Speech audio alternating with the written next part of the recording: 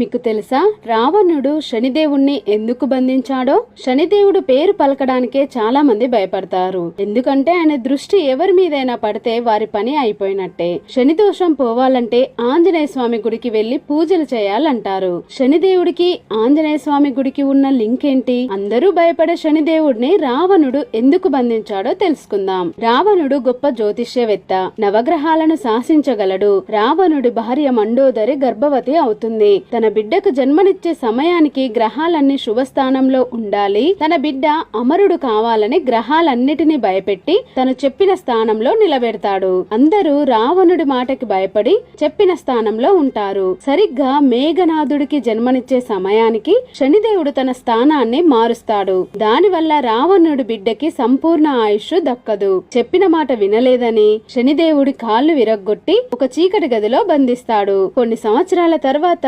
సీతాదేవిని వెతుక్కుంటూ వచ్చిన ఆంజనేయ స్వామి తన తోకతో లంకను తగలబెడుతూ ఉండగా బందీగా ఉన్న శనిదేవుడు కనబడతాడు. అప్పుడు హనుమాన్ జరిగింది తెలుసుకొని ఆయన్ని అక్కడి నుండి కాపాడుతాడు. తనని కాపాడినందుకు ఆంజనేయ స్వామి భక్తుల్ని ఎప్పుడూ తన దృష్టితో బాధ పెట్టనని ఆంజనేయ స్వామికి మాటిస్తాడు. అందుకే శనిదోషం పోవడానికి ఆంజనేయ స్వామి గుడికి వెళ్తాం. జై హనుమాన్, జై బజరంగ్ బలి.